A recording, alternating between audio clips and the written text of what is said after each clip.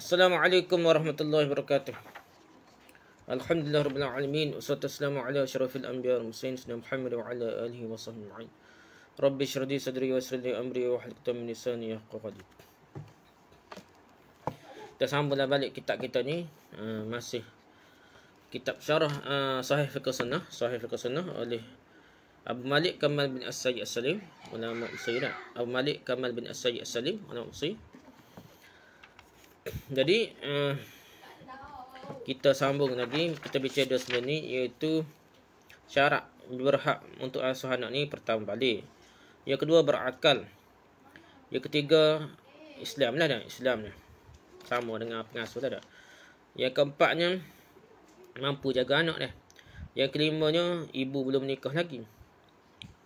Dah ibu dah menikah, dia boleh pergi pada bapa ataupun nenek ke apa, sebelah mak lagi dah, dia pindah lah dah. Yang keenamnya adik tidak fasik ni. Syekh ni kata tak setuju dah. Adik ni maksudnya orang tak adik pun dia boleh jaga anak molek tak.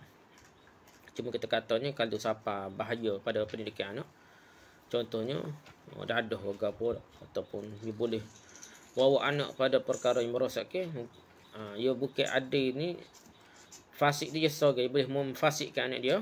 Tu kita kata barulah nak pada adik hak ni tak. Tapi kalau adik dia tu, dia tidak memunah anak dia, dia seorang je fasik, tak apalah dah. Yang ketujuh merdeka ngelah adik kita bicaranya, tak ada baca habis lah, ada kelah PDPR kan. Okey. Dia kata satu tujuh ni, jumhur ulama yang nak orang merdeka lah, jaga anak ni tak. Sebab menurut mereka hamba saya tidak ada hak perwalian terhadap dirinya sendiri. So kalau lain hak diri sendiri pun tak ada hak perwalian, maka dia tidak dapat jadi wali bagi orang lain lah. Nak menikah, nak gapo, dia besar kat, nak payah nak. Sedangkan pengasuhan ialah perwalian. Ngasuh-ngasuh ni siapa satu tahap, siapa tahap perwalian lah. Imam Malik berkata tentang orang merdeka yang memiliki anak dari hamba sahaya perempuannya, ibu anak itu lebih berhak selama belum dijual. Kalau dia pisah ke gapo dah. Jadi anak tu perempuan terjagalah. Hamba sahaya perempuan terjaga dah. Lalu jika sudah dijual hamba tersebut, ayah lebih berhak dalam pengasuhan anak tersebut dah. Mereka berhujah dengan keumuman hadis yang berbunyi la tuwallahu walidatun an waladiha. Seorang ibu tidak boleh dilepaskan dari anaknya. Hadis dhaif, hadis riwayat Baihaqi, hadis dhaif. Jadi dia tak boleh pisah. Anak dengan mak ni tak boleh pisah. Kena duduk sekali lah dah. Dah mana pun dia gini kita dah ya. Mak adalah lebih berhak untuk jaga anak, untuk pegang anak dah. Begitu juga dengan sabda Rasulullah SAW, man farraqa baina walidatin waladiha farraqallahu bainahu wa baina ahibbatihi yaumal qiyamah.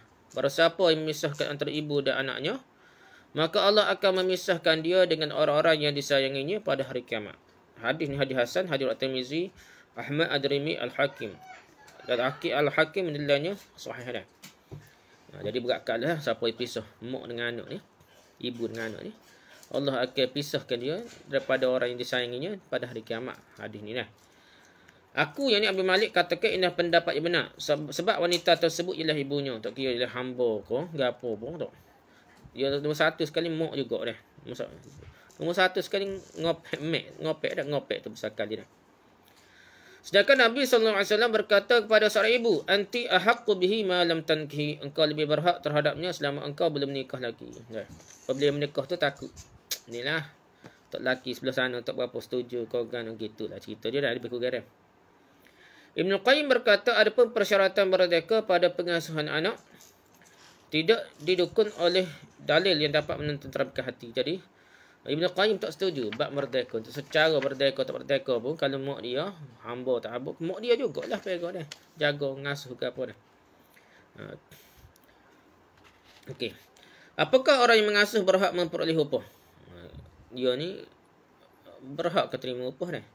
Perempuan yang mengasuh anak tidak berhak memperoleh upah, ya kata, jika ia masih berstatus sebagai isteri atau masih berada dalam masa iddah dari ayah anak yang diasuhnya. Lepas cerai tu dalam masa iddah, dia carikan anak kecil tu, maka dia dikata bukan upah, nafkah lah dah, makan minum dia dah. Seperti halnya ia tidak berhak memperoleh upah atas penyusuan yang diberikannya. Dia beri pek ke anak dia pun, perkara nafkah dia lah, yang nafkah tok lelaki, bekas tok lelaki cerai dah pun, dia pera tu dimakan tu bukan sebagai upah tapi sebagai nafkah dah.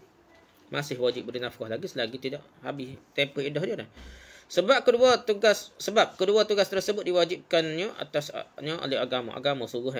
Hujah lainnya turun anak yang berhak memperolehi nafkah dalam ikatan pernikahan dan dalam masa iddah pun nafkah wajib diberi lagi oleh bekas suami. Itu lagi sebab ia tidak betul-betul cerai 100% lagi dah. Dan nafkah tersebut sudah cukup untuk biaya pengasuhan anaknya dah. Tak perlu upah lain dah. Pada makan minum dia, tu dikira cukup dah, bukan upah dah. Allah Ta'ala berfirman, A'udzubillahi minasyaitonir rajim, wal walidatu yurdi'na auladahunna hawlaini kamilain liman arada an yutimma ar-rada'ah wa 'alal mauludi lahu rizquhunna wa kiswatuhunna bil ma'ruf. Dan ibu-ibu hendaklah menyusui anak-anaknya selama 2 tahun penuh. Bagi yang ingin menyusuinya secara sempurna, dan kewajipan ayah menanggung nafkah dan pakaian mereka dengan cara yang patut. Surah Al-Baqarah surah kedua ayat 233. Jadi untuk sempurna penyesuaian ni, kempen di hospital apa, memang perbatai pun dah ya, kempen supaya susu anak ni dah, ibu ni menyusukan anak, jangan beri susu teng ke apalah, nyenak pada susu ibu tu. Sebab itulah kata dia jadi antibody dia banyak lah dari segi kesihatannya, sesuai dengan susu ibu dah. Jadi kalau susu ibu tu kita panas dengan buah atas api, dia akan jadi merah. Sebabnya dia ni sebenarnya bukan sekadar susu, dia adalah darah sekali. Dia akan jadi darah. Jadi dia ni satu benda yang sesuai untuk budak kecil lah, manusia. Susu lembu tu tak sesuai mana dah. Jadi gitu 2 tahun paling sempurna lah. Tapi tidak wajib lah kata ni bagi yang ingin sempurna dah. Jadi Allah tidak mewajibkan lah, sekadarnya molek dah, molek. Adapun setelah berakhirnya waktu iddah, habis waktu iddah, maka perempuan itu boleh berhak memperolehi upah atas pengasuhan yang dilakukannya. Sebab ini ialah upah kerja atas pekerjaan, seperti halnya penyesuaian. Allah Ta'ala berfirman, maksudnya, A'udzubillahi minasyaitonir rajim, wa in kunna ulati hamlin fa anfiqu 'alaihinna hatta yad'na hamlahun fa in arda'na lakum fa atuhunna ujurahun wa'tamiru bainakum bima'ruf wa in ta'asartum fatardi'u lahu ukhra. Dan jika mereka isteri yang sudah ditalak itu sedang hamil, maka berikanlah kepada mereka nafkahnya sampai mereka melahirkan kandungannya.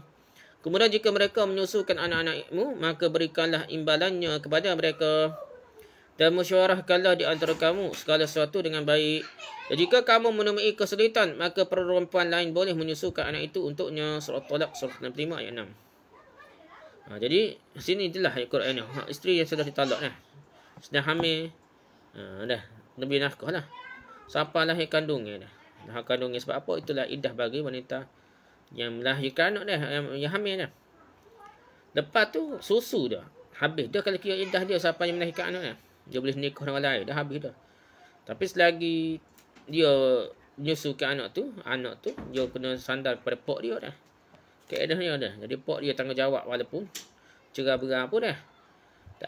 Tak tahu lah kita orang Melayu tak cara dah sekali, tapi tu kaedah dia dah. Siapa cerai bukan klik rumah pok dia, kena duduk pera dalam rumah lagi, tu lebih makan minum lagi. Dah. Kalau dia mengandung, kena sampai habis beranak. Lepas beranak, habis tempoh iddah tu habis lah. Tapi lebih upah pula bahagian nyusu anak dah. Berat kalah kalau kira dah. Jadi berat kalah lah kalau nak tangguh banyak kali. Cumanya setara mana bayaran tu ikut urus masa lah dah. Demikian juga pengasuh anak yang bukan isteri, ia berhak memperoleh upah atas pengasuhan anak sebagai imbalan dari pekerjaan yang dilakukannya. Jadi pengasuh anak yang bukan isteri dia je mengasuh anak dah. Jadi kena bayar upah lah. Tinggal apa pengasuh naik ke, tempat pengasuh ke apa ke. Jadi semua tu kena bayar upah. Ini belum termasuk upah menyusui jika ia juga menyusukan anak dan nafkah untuk anak yang diasuh. Jadi kalau upah nyusu suku pula dah, kalau ibu susu pek dia dah. Tina dah. Dan nafkah untuk anak yang diasuh. Anak yang diasuh bahagian dia dah, pakai pampers dia ke, pakai dia ke, suku pula dah. Selain daripada cara makan minum dia dah. Maksudnya upah mengasuh suku, makan tu suku, pakai suku, gitulah maksud dia dah. Semua tu kena pok tanggung ni, pok tanggung ni. Berakhirnya waktu pengasuhan dan implikasinya kesannya dah. Jika anak sudah tidak memerlukan bantuan dan telah mencapai usia tamyiz, ini sudah mengerti maslahat bagi dirinya, serta telah mampu melaksanakan sendiri keperluan primanya, keperluan asasnya. Jadi anak tu besar dia, siapa kau dia ni reti dia jaga sendiri-sendiri dah. Siapa kau dia ni boleh makan sendiri, minum sendiri, pakai baju sendiri dan serupa dengannya, maka berakhirlah masa pengasuhan itu boleh pakai baju sendiri ke apa. Habis masa ngasuh tadi katanya tak. Tidak ada usia tertentu untuk menetapkan bila anak tidak lagi memerlukan pengasuhan ini. Sebab penetapan usia ini diserahkan pada hakim berdasarkan fikirannya tentang keadaan anak dan kemaslahatan anak tersebut. Jadi benda ni ijtihad dan boleh dibentukkan undang-undang semasa pun boleh lah kan. Benda ni bukanlah qat'i macam hudud ke apa dah. Jadi undang-undang Mesir menyatakan bahawa anak pengasuhan anak berakhir ketika anak lelaki mencapai usia 7 tahun. Undang-undang Mesir kata 7 tahun. Dan anak perempuan mencapai usia 9 tahun. Nak tina nama lagi dia. 9 tahun dah. Dah. Jika telah ditetapkan berakhirnya waktu mengasuh, waktu hadanah tu, asuh tu. Jadi kalau duduk mak dia sampai 7 tahun ataupun 9 tahun lah, saat dia mengikut undang-undang Mesir dah. Apakah yang dilakukan terhadap anak? Jadi anak tu siapa nak pegang dah? Jika kedua orang tuanya menyepakati untuk tinggal bersama salah seorang dari keduanya, maka ditetapkan berdasarkan kesepakatan itu. Kalau boleh bicar. Agama ni bukan king main gitu saja. Ada benda tu boleh bicar. Kalau pakat walaupun pisah dah laki bini tu dah. Jadi ayah dengan mak tu nikah lain-lain belaka pun. Ataupun ya ikutlah. Tak nikah salah satu tak nikah ke. Yang pentingnya boleh bicar dah. Kalau bicar fikir. Mak jaga ke ayah jaga dah walaupun pisah cerai apa. Yang penting untuk kemaslahatan anak. Molek duduk dengan ayah ke, molek dekat dengan mak. Kalau duduk dengan ayah, contoh duduk dengan mak tiri ke, selamat ke tak. Mak tiri jaga molek ke tak. Dah fikir belakang dah. Bicar molek yang pentingnya kemaslahatan anak terjaga dah. Dia macam-macam. Ada setengah nepak tinggal, mak tiri bekir ada juga. Setengah mak tiri pun baik pun ada. Dah kita cerita Melayu dulu jahat. Ada hak baik pun mak tiri kita lah ni. Tengoklah tengok keadaan dah. Jadi kadang-kadang mak sendiri tu punuh pun ada dah. Ataupun dia buat kerja buat tak cara dah. Moga dia tak boleh makan cari rezeki sendiri dah. Moga cerai untuk lelaki dah. Tak cara kan anak. Mungkin buat molek duduk mak tiri dah. Tengoklah bicar molek dah. Ataupun duduk netuk dah macam-macam kita bicar lah dah. Tapi jika keduanya berselisih pendapat, maka dalam hal ini ada penjelasan terkait anak lelaki dan perempuan. Ada perbahasan lah. Kalau dia bagi tak boleh nak bicar, kita kata dia bagi tak boleh nak bicar, kena kita kena bahan lah dah. Boleh rujuk kitab Al-Bada'i, Al-Qanin, Mughni Muntash dan Mughni. Pertama, anak lelaki. Mengenai anak lelaki yang telah melewati waktu pengasuhan, ada 3 pendapat ulama sebagai berikut. Mengikut Mesir tu, undang-undang Mesir 7 tahun lah. Pertama, ayah anak tersebut lebih berhak terhadapnya. Ini pendapat pertama lah.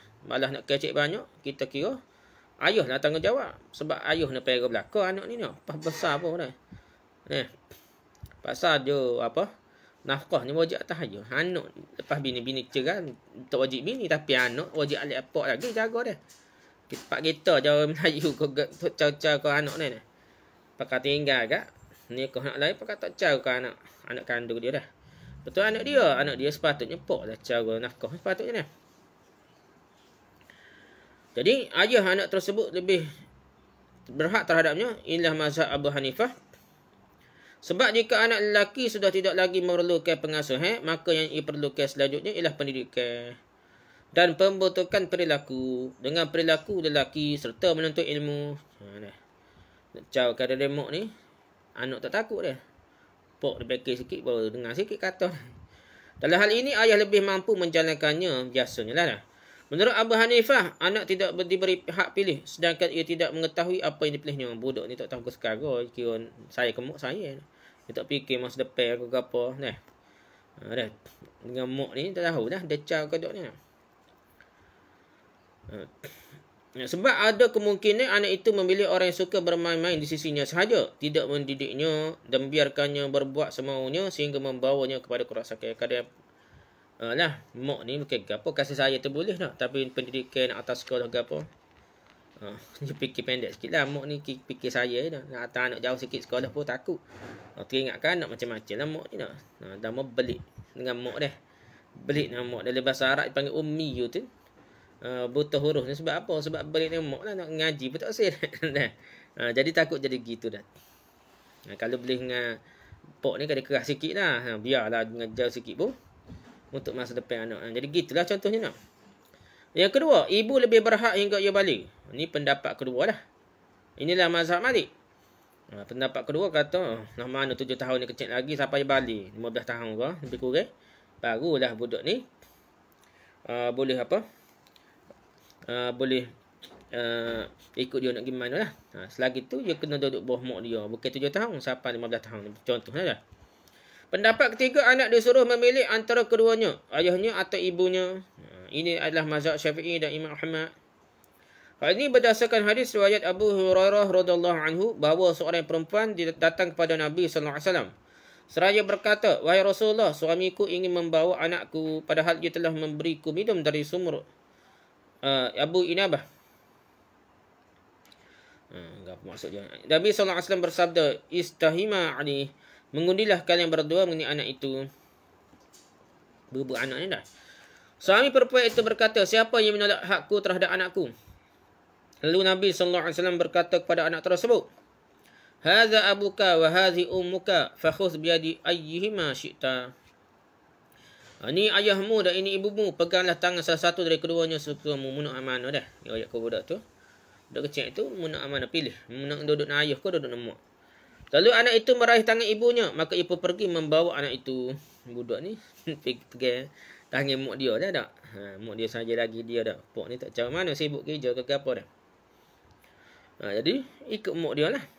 Hadis ni hadis sahih, hadis Abu Daud, An-Nasai, At-Tirmizi dan Ibnu Majah. Bersama anak tahu dah. Secara zahirnya pengundian lebih dahulukan daripada memberikan pilihan takhir.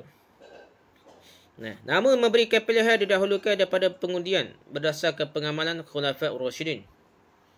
Telah diriwayatkan secara sahih dari Umar bahawa diadukan kepadanya perkara seorang anak. Maka ia berkata, ia bersama ibunya sampai lisannya fasih berbahasa Arab. Lalu ia disuruh memilih. Ia kata, siapa pandai kecek fasih bahasa Arab. Sanadnya sahih, hadis Abdul Razak, Sa'id bin Mansur. Diriwayatkan dari Umarah bin Ru'aibah bahawa Ali menyuruhnya untuk memilih antara ibunya dengan pak saudara dia. Ternyata ia memilih ibunya. Maka Ali berkata kepadanya, engkau bersama ibumu dan saudaramu ini juga jika telah berusia sepertimu, maka ia disuruh memilih seperti engkau disuruh memilih. Umarah mengatakan, saat itu aku masih kanak-kanak lagi dah. Dalam sanadnya ada kelemahan. Sanadnya dhaif, hadis Abdul Razak, Sa'id bin Mansur dan Al-Bahaqi. Inilah pendapat yang kuat berdasarkan hadis dan asar Umar. Kendati pun sedemikian, Ibn Qayyim menyebutkan pemberian hak pilih dan pengundian tidak dilakukan kecuali jika hal itu dapat memberikan kesemahatan bagi anak. Cerita panjang-panjang pun tak. Nak guna keadaan ngundi ke atas budak ni nak ke sayang siapa dia ni. Ya, nombor 2 tu. Benda hak penting kali kita kalau boleh kaji lah. Kalau dia kaji hak mana lah lebih bawa maslahat pada anak dia. Tengok. Anak-anak hak lain tu hak mak cara tu jadi bagi ke dok. Anak-anak hak pak cara ni jadi bagi ke dok kalau ada abang dengan adik hak sebelum dia lah. Buatlah cari hudah. Yang pentingnya cari bukti-bukti yang pentingnya maslahat anak, kebaikan anak tu tercapai lah. Lama dia dengan pak jadi tak cara dah. Tak jadi bagi juga. Kalau dia duduk dengan mak tak cara. Walaupun kata kasih saya tak jadi bagi juga dah. Jadi sak dadah daripada juga dah. Tak ada cara mana juga mak apa. Ada juga orang jadi mak tak ada cara dah. Jadi walaupun kebiasaannya mak lebih cara dah. Tapi kalau mak jodoh pun juga dah. Gitulah nak tengok keadaan. Kalau dia lah, kalau tidak agak gitulah ngundi ko. Kecil sangat agak. Suruh ko mak. Dan benda ni boleh ijtihad dan pihak pemerintah di bawah jabatan agama masing-masing, hakim ataupun jabatan agama untuk undang-undang negeri masing-masing tu boleh putuslah dah. Inilah pendapat yang kuat berdasarkan hadis dan asar Umar. Kendati demikian, Ibn Qayyim menyebutkan pemberian hak pilih dan pengundian tidak dilakukan kecuali jika hal itu dapat memberikan kemaslahatan bagi anak.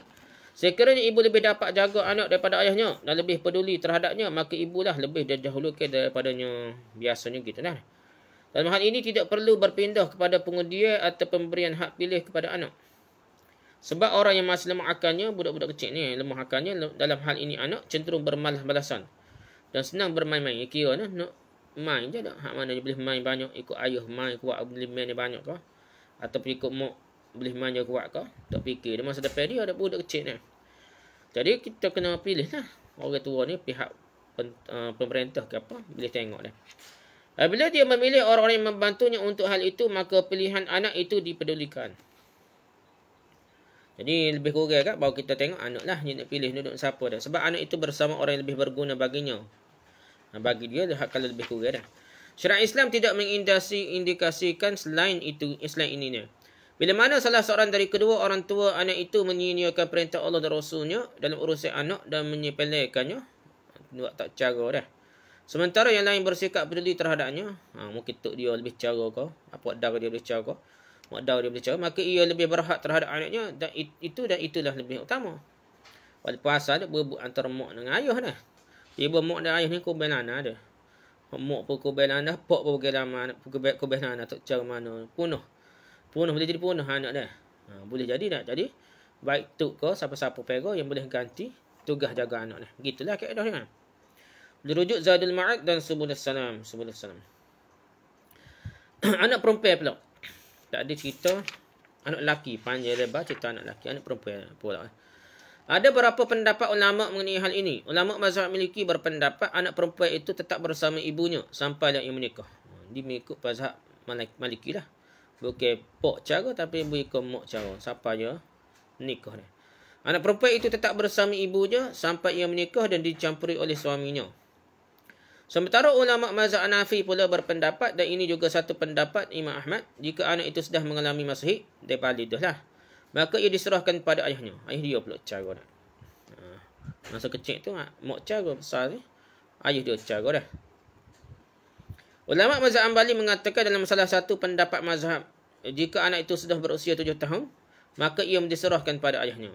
Itu mengikut mazhab Hambali pula dah. Mazhab Syafi'i ni tak sebut sini untuk mana tahu lah. Jadi ketiga imam telah sependapat bahawasanya anak tersebut tidak disuruh untuk memilih. Jadi tak cara memilih ni kira siapa balik ke setengah tu kata siapa 7 tahun ke mazhab Maliki saat ni kata dah. Tu pula mazhab Maliki tu siapa nikah baru bukan mak dia jaga. Dia kena mak juga jaga dah mengikut mazhab Maliki dah.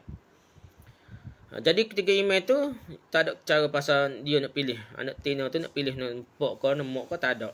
Dia kena ikut itulah dah. Sementara Imam Syafi'i pula mengatakan anak perempuan itu disuruh memilih sebagaimana anak lelaki juga. Kemudian ia akan bersama orang yang dipilihnya pula. Jadi mengikut mazhab Syafi'i ni atas kandok budak tu dah. Budak tina tu nak pergi dengan siapa? Dengan ayah ke dengan mak dia. Dia apa tak yang umur berapa sini dah. Syekhul Islam Ibn Taymiyah berpendapat bahawasanya anak perempuan itu tidak disuruh untuk memilih, tetapi ditetapkan bersama salah satu dari kedua orang tuanya. Jika salah satu dari kedua orang tuanya senantiasa mentaati Allah dalam mendidiknya, yang pentingnya boleh didik anak dia. Anak perempuan ni boleh dididik. Kalau pak boleh nampak boleh cara nampak waliknya ada abang ke adik ke apa nampak dia jadi bagian dengan pak dia. Kalau pak jaga Kalau nampak duduk dengan mak ni lebih cara dah. Pak ni tak cara kerja, tak cara ke anak dah. Duduk mak tiri kubeh ke gapo. Lebih baik lah. Duduk dengan mak dah. Tengoklah yang boleh bagi maslahat. Hak mana hak lebih boleh bagi maslahat kebaikan kepada anak puan ni dah. Jika ketaatan pada Allah dan Rasulnya dengan keberadaan anak perempuan itu tidak terwujud bersama salah satu dari kedua orang tuanya, duduk dengan pak pun punah, duduk dengan mak pun punah, karut barut dah. Dua-dua tak jadi bahagia dah. Pak punah, mak pun punah. Duduk dengan mak kan boleh jadi punah budak tina ni. Duduk dengan pak pun boleh jadi punah budak tina ni. Dan sementara hal itu terwujud pada yang lainnya, mungkin duduk dengan tok dia ke, duduk pak dara dia ke, mak dara dia ke, maka tentu sahaja yang lainnya itu lebihlah didahulukan. Yang pentingnya boleh maslahat anak. Benda ni benda yang luas, benda yang boleh diisytihadkan, benda yang boleh difikir ataupun dipertimbang-timbangkan. Bukannya muktamad lah. Yang pentingnya maslahat. Agama ni penting sangat ia panggil menjaga kemaslahatan, menjagakan kebaikan pihak yang bersangkutan lah. Kalau bab sini bab budak tu lah. Yang penting bagaimana kita nak suruh semampu boleh. Yang paling tahunya Allah SWT. Kita tak tahu dah. Kita berusaha, kita ikhtiar, kita bincang, kita rancang supaya budak ni berada dalam penjaga asuh orang yang paling berhak, orang yang paling menjaga kebajikannya, orang yang menjaga pendidikannya sehingga dia tumbuh membesar dalam keadaan berpendidikan, cerdik dah. Tidak jadi bodoh, tidak main kursi, tak tergomor dadah kursi dah. Tak gewek kursi dah. Benda-benda gini kena jaga supaya dia ni masa depannya lebih baik, cemerlang, selamat dunia akhirat. Habis bab kita ni, kita bab masa bab ilmu waris pula, faraid. Lepas ni lah dah, pasal bab ni pun panjang pun tak. Kita tangguh kuliah kita dengan tasbih kafarah dan suratul asr. Subhanakallah wa hamdika, subhanakallah wa hamdika, asyhadu an la ilaha illa anta, astaghfiruka wa atubu ilaik. Assalamualaikum warahmatullahi wabarakatuh.